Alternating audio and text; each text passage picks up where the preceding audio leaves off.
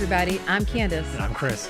And this is Candid Conversations on Leadership, where we keep it real while diving into topics on leadership that are relevant to you.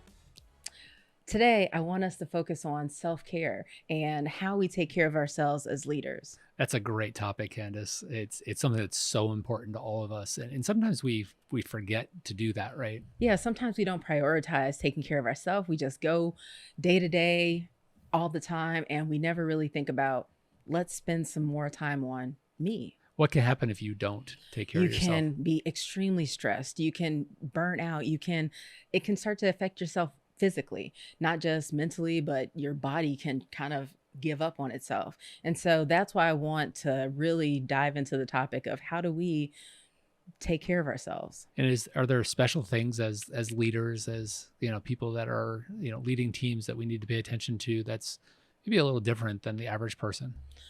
I do think so, but I think that a lot of this can apply to anyone. So I think you don't have to necessarily be at a top leadership position to do these. These are something for everyone. Okay, so what's one of your first things that you pay attention to? When I think about self-care and I think about really stress recognition and stress management, I think about my handy dandy mnemonic device. So I love mnemonic devices. Yeah. Awesome. So the mnemonic device that I use is DERPAT. Now, before anybody in the comments or before you give me that look again, yes, I do know that DERPAT could spell an actual word. These letters, DERPAT, could spell depart, could spell other things, but DERPAT is what I love it. Yes. Yeah. So we're going to go with that. And so DERPAT stands for diet, exercise, relax, people, attitude, and time. So DERPAT is how I try to do self-care. So diet, just making sure you put the right things inside of your body.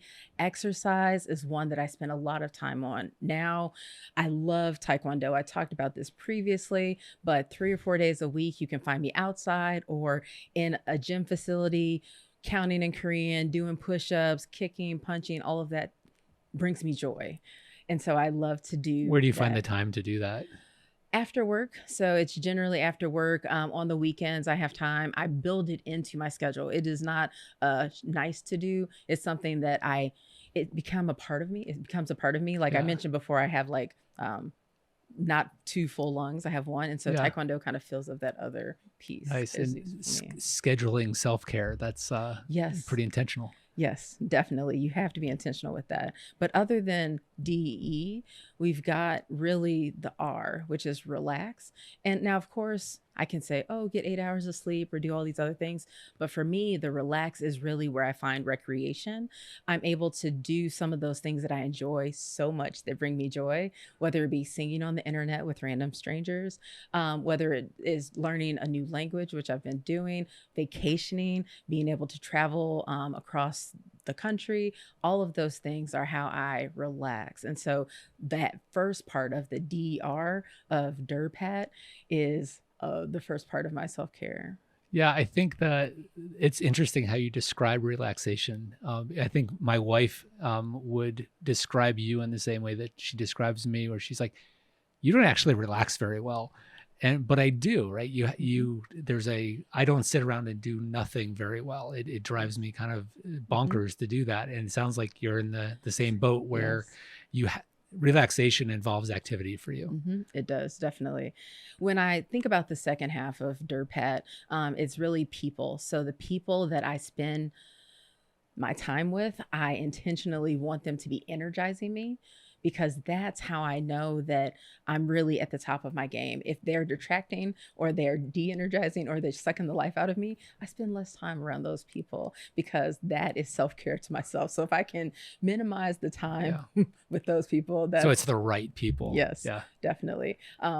When I think about the A in DERPAT, it's the attitude. I have already said this multiple times to you, and probably people have heard it if they know me, but I like to keep positive attitudes and try to throw that out there. And so it's not that I'm avoiding the negative, but I'm trying to be more intentional about focusing on some of the positive. So being optimistic. Do you sometimes get called a Pollyanna? No, cheerleader more than often than a Pollyanna, but being able to think optimistically, but behave realistically is a very important lesson that I've learned. You can be positive, but still have some real guidelines there. And the last part of DERPAT is time. So it's time management. It's being able to, similar to being able to determine what to do with your time. That's how I manage. Oh, any tips and tricks on the time management? Yeah, so there's lots of tips and tricks, but I will say there's like prime time. I know when I operate best. So I might be a night owl, unlike other people who are early risers. So I like to do a lot of my work in the evenings when I got that energy working with me. Now, I know that several people I work with are not night owls. So I would not be sending emails in the middle of the night, but because I'm in technology, I can just schedule them to send when they're at their prime time. Yeah. So I can get all the work done and then send the notification that happened at 8:30 or 9 o'clock so that they're not getting awakened in the middle of the night because I was busy typing away. But I also can try to schedule some things when I operate best. So I think about when my work schedule or my prime time doesn't align with others, instead of scheduling something at 8 o'clock in the morning, even though I'm up, I may not be thinking and processing at the right speed. So maybe moving that meeting to 10 o'clock so that I can contribute in a different manner is going to work for me. That's really good self-awareness. And I'm realizing that we probably shouldn't ever schedule a recording of this podcast in the morning, right? Is that what you're saying? I'm just saying, you're going to get crusty-eyed, Candice, and I may not respond, but eventually.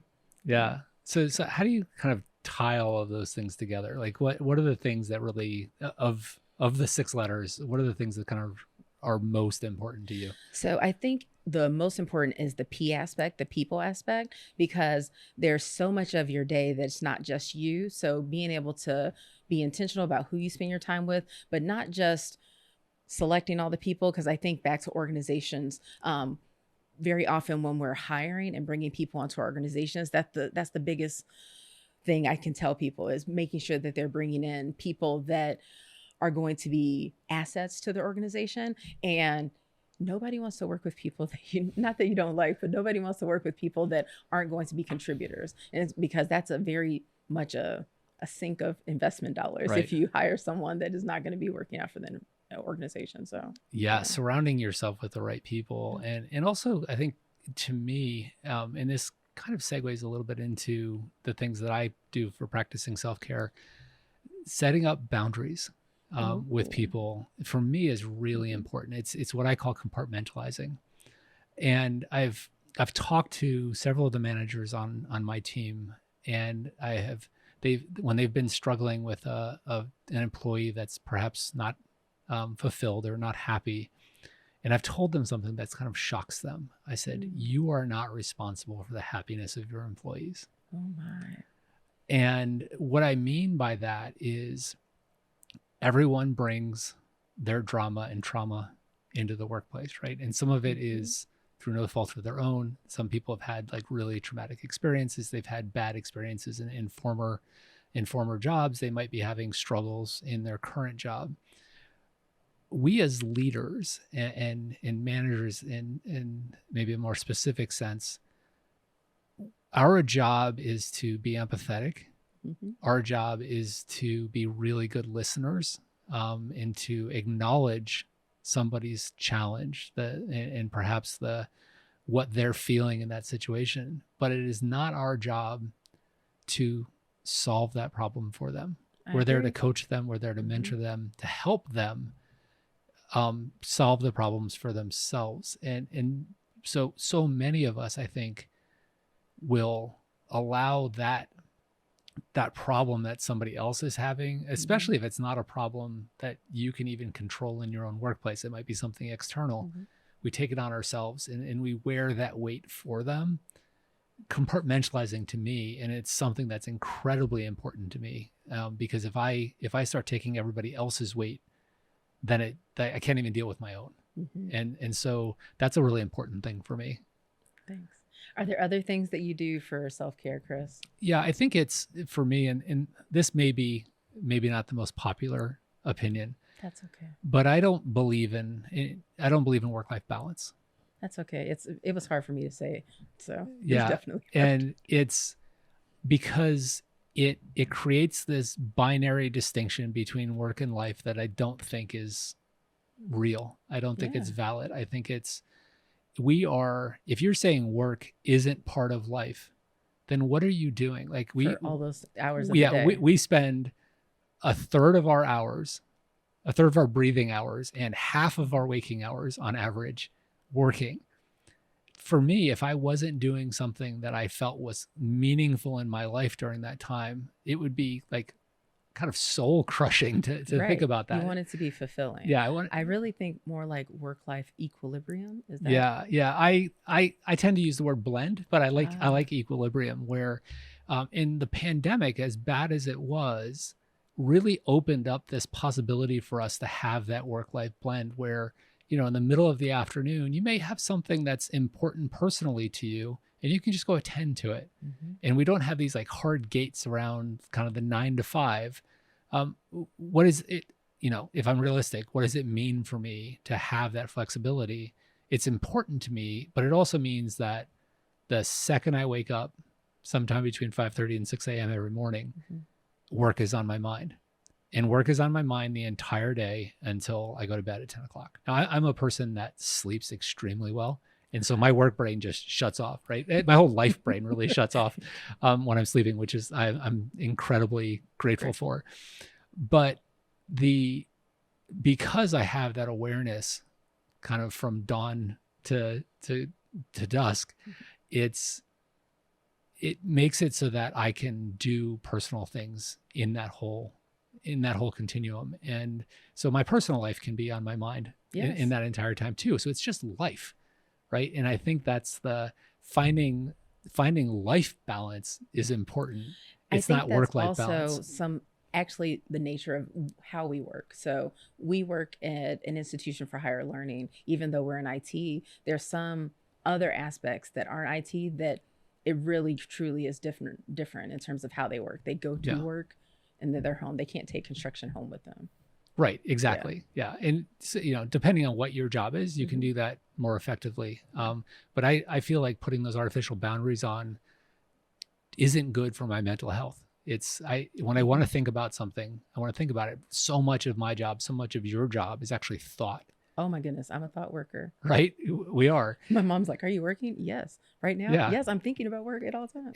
And sometimes those thoughts come to you when you're out mowing the lawn or when you're doing Taekwondo or whatever it might be. Those like, oh wait, that's the solution to our problem. And to say, okay, you have to shut off work at 5 p.m. It doesn't make any sense to me. It doesn't. And I love that you mentioned that, because there will be opportunities after hours when I'm on campus still, let's say teaching Taekwondo or doing some dance class or something, and students will come up and they'll give feedback based on something that we actually need a student feedback on. And I go, oh my goodness, now I'm about to send you a follow-up email, like in my work capacity. So anyway. Yeah, it's our life, and it's, living a purposeful life, both in your professional and in your personal life, is important and like good for your mental health. Okay. Another thing that I do is this idea of keeping stress appropriately scaled. And by what I mean by that is not overreacting to whatever the thing is that hits you, right? We get hit unexpectedly with things. I have a big reminder board in my office, and one of the things on that board is a phrase, breathe. It's not life or death. We're not doctors. Some of us. Yeah. I'm not a first responder, right? I am not dealing with anything. It's something has gone drastically wrong if I'm dealing with something that's life and death. But sometimes we act like our minds react in a way that treats the problem at hand like life and death, and it's not. And reminding yourself of that, like just earlier today, I had an employee who said something that I was like, oh, that's really frustrating. And like your blood pressure goes up, you're like, oh, I'm overreacting, right? There's no reason for me to like my body temperature to be rising because of this thing this person said. Calm down and sort of just go with the flow. And it's gonna be okay at the end of the day. Was it a bad 5 minutes, or was it a bad 5 minutes that you milked all day? Yes. Explain that a little bit, Candice, because I've heard you say that before, and I love the concept. Yeah, there was that meme. Is it a bad 5 minutes, or is it a bad 5 minutes that you milked all day? And sometimes, like, it's a quick reaction. Something may happen. I may spill something on my shirt, and I'm angry. I'm frustrated. I'm like, oh no, my shirt, it's white. People are always going to say, hey, did you spill some ketchup? And I'm going to have to make the joke, I can't eat. However, if I allow it to consume my entire day, when I get home, I may be completely frustrated. My day was ruined. And my husband may go, what do you mean? I was like, oh, I spilled something on my shirt. Well, what else happened? I don't know. It was just ruined because. And so if you allow it to progress, it becomes a mood, a state. You become anxious. So allow yourself to breathe, release, and then move on. Yeah. So you have to scale your stress. Yes. Right. And another thing that's really important to me, and something that I continue to struggle with, I've certainly struggled with it earlier in my life, is just being good to my body. You know, I'm in my 50s now. Yeah. And I can't. Congratulations. Thank you. I made it. Yes.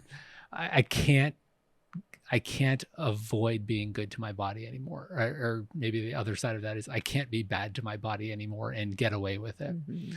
And the three things in that realm that are incredibly important to me is, one, getting out of my chair.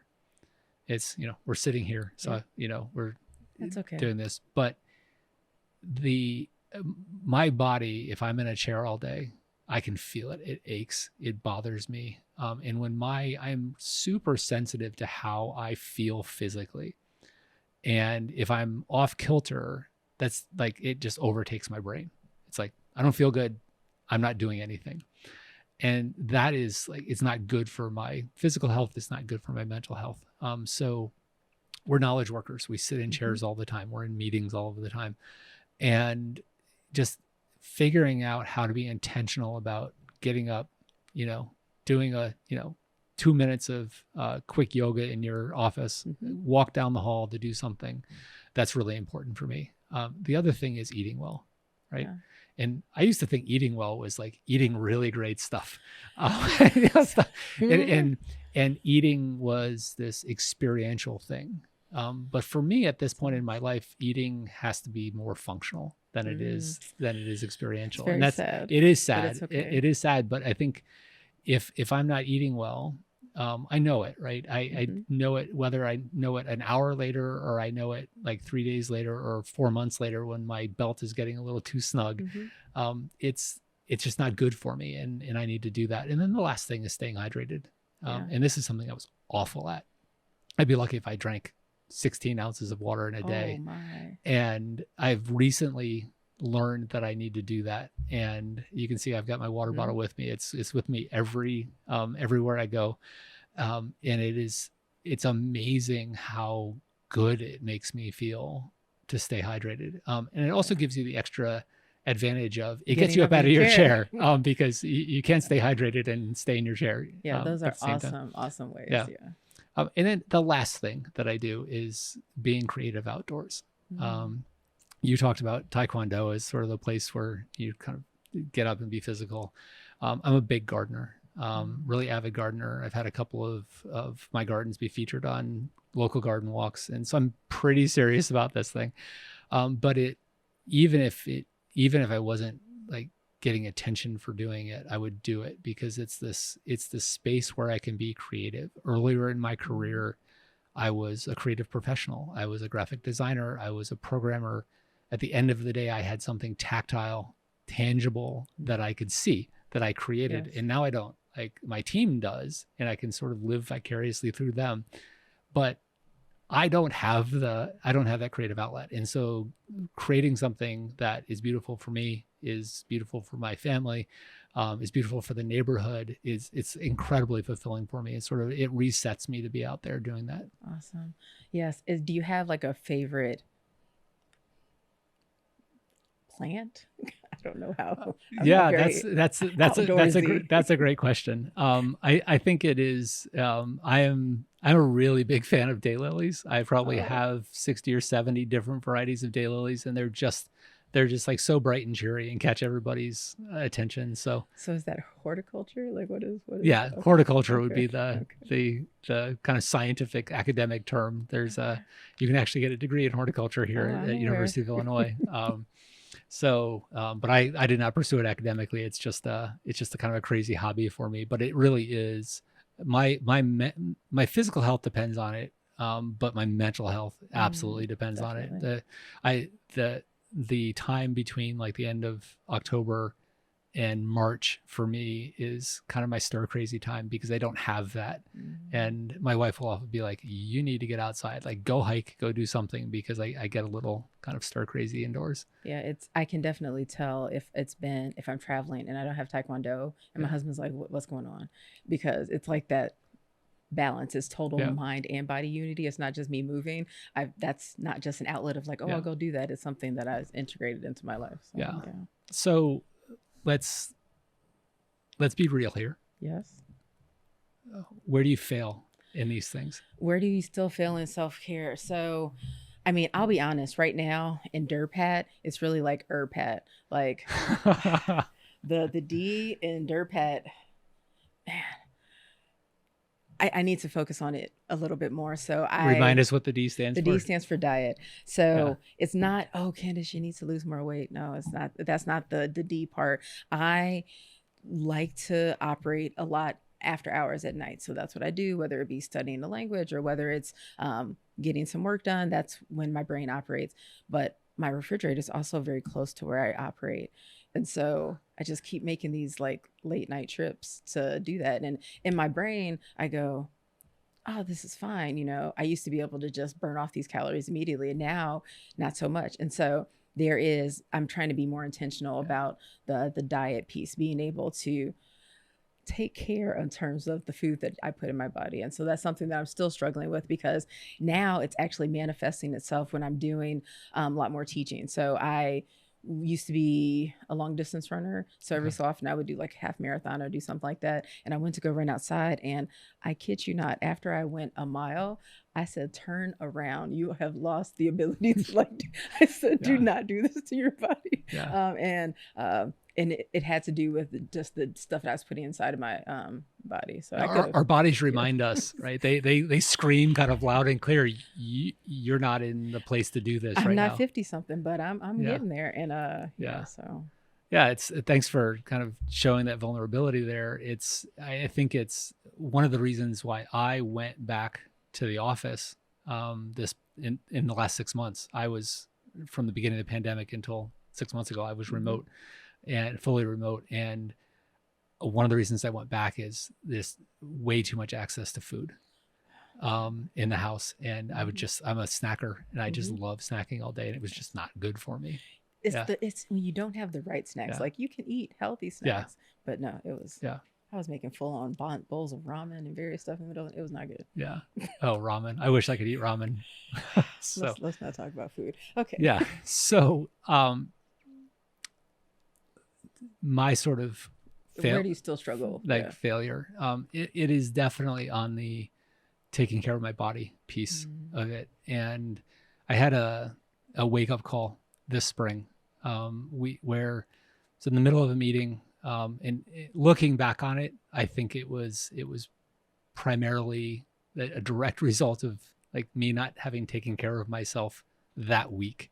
But I was in a meeting, and I suddenly felt this like really odd sensation of like hot water running down the back of my leg. Like, what in the world is going on? I've never felt anything like that before. I couldn't even think about like what is causing that. And it didn't stop for like an hour. I went home, I laid down, and later that night, still happening. I'm like, what is going on here? I'm like, we have to go to the ER. Like something is going, like I've got something going on. I don't know what it is, and I don't want to wait until morning. And so we went to the ER, ended up in the ER, getting a bunch of scans. Those scans turned into a cancer scare, which thankfully it's all kind of come out in the wash. I'm fine. You know, I passed all the tests with flying colors. But I was in the hospital overnight. There were, doctors who were thinking that I had like really serious advanced cancer and so on and so forth. And there was about 3 or 4 weeks where I had no idea if my future was going to be short-term or long-term and a lot of stress. Like there's that stress, plus there was a lot of stuff going on at work. And that triggered in me a recurrence of what's called Meniere's disease, which is a disease of the inner ear. The short of it is, if I don't take care of myself, I get vertigo, which is the most awful thing. You know, it's not life threatening, but it's like a very unpleasant. And I now have the motivation to eat well and stay hydrated and get out of my chair. Because if I don't, the world goes upside down on me. And so I'm glad that this may have been life's way of reminding me that you're not good at this thing. We're going to give you the motivation. So I'm in some ways grateful for it, because I'm in better shape than I was a few months ago. I'm eating a lot better. And so it's one of those things where we know we need to do all of these things. We know what's good for us, but a lot of times we don't do what's good for us until we end up with something that just kind of slaps us in the face and says, wake up and do this thing.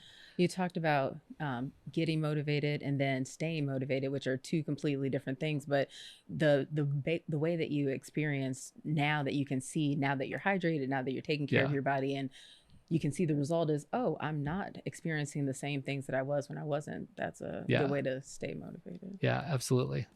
So this has been a great discussion on how we practice self-care, and really encourage anybody to share with us how they practice self-care. If you want to throw it in the comments and whatever platform you're watching, listening to this on, we'd love to hear it. And we'll see you next episode. Thanks.